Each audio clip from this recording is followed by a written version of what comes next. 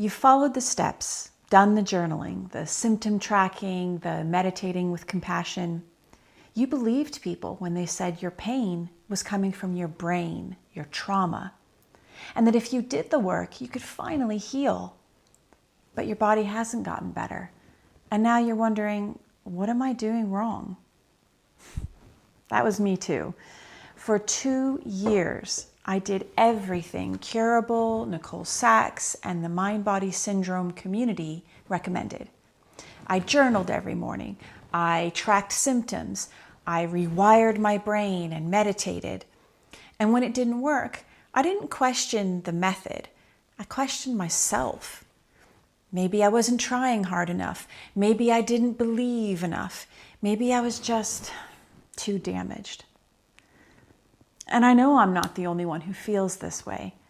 I've heard from so many people like me, doing everything they can to heal and still being told the problem is them. Eventually, I realized it's not just about healing. It's about changing the world that made us sick in the first place. And that's why I started this channel. I'm Rachel, and this channel is for what I call evolutionaries. People who care deeply, feel everything, and still want to help make things better. So in this video, I'll walk you through everything I tried, from Curable to JournalSpeak to Somatic tracking, what helped and what absolutely didn't, and what finally started to change once I stopped blaming myself and started asking a completely different question. This is part 5 of my Healing My Chronic Illness series. In earlier videos, I talked about what did help, like changing my diet, working with internal family systems to heal my trauma, and reconnecting with my sense of purpose. But this one is different. This is about what didn't work and why. Because if you've been doing all the right things and still not getting better, this might be the piece that finally helps it all make sense. When I first found the Curable app 4 years ago, I was so hopeful. The Curable app promised it could heal chronic pain and illnesses like CFS by retraining the brain. They said it was backed by science, designed by doctors, and proven to work. And I believed them. This idea that my symptoms weren't all in my head, but caused by a stressed nervous system, that they were real but reversible, felt like the holy grail of healing. So I followed their plan. And when it didn't work, I thought maybe I just needed to go deeper. And that's when I found Nicole Sachs' method, JournalSpeak. You're supposed to write for 20 minutes a day, pouring out your rawest, messiest thoughts. The theory is that repressed emotions cause physical symptoms, and once you release them, the symptoms can fade. Afterward, you do a meditation to calm your nervous system. So I did it every day. But my symptoms didn't get better, not even a little bit. I even switched to handwriting, thinking maybe it would help me connect more deeply. It didn't. And while the theory said my pain was just my brain sending false alarms, what I was feeling didn't feel false. It felt like my body was screaming for help. But next, I tried somatic tracking, Alan Gordon's method.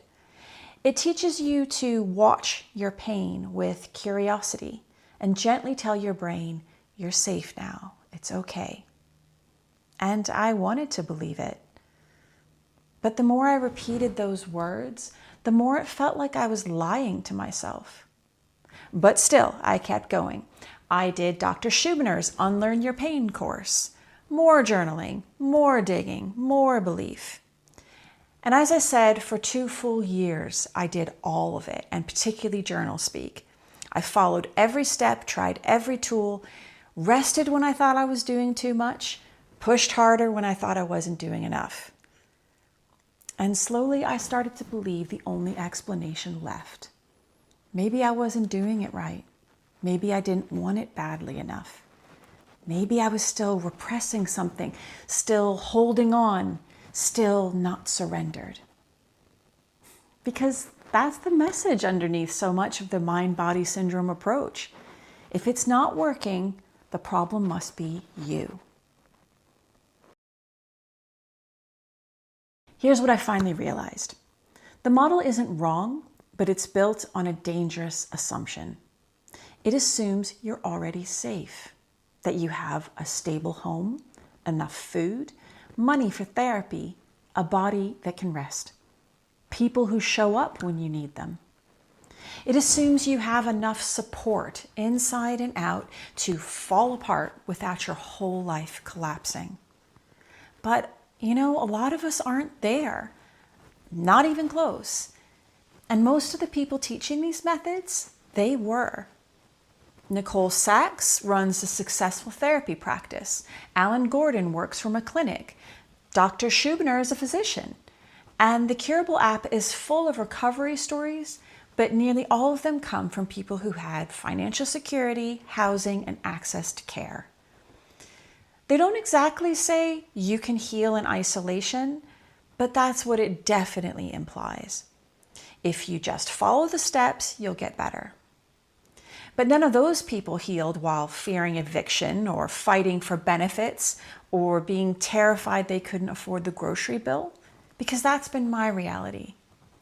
So what happens when you're trying to retrain your brain while your nervous system is still flooded with ongoing fear and crushing stress?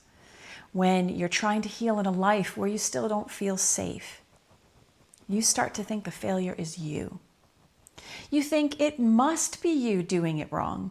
They tell you about how all these other people are healing, and so you think your body is just determined not to heal. But what if that's not true? What if your body isn't resisting healing? It's resisting the life you're in. And that insight changed a lot for me, because it meant I wasn't failing. I was still in danger, and my body was trying to keep me alive the only way it knew how. So what actually enabled me to go forward? Well, it wasn't mindset, and it wasn't finally doing the technique right.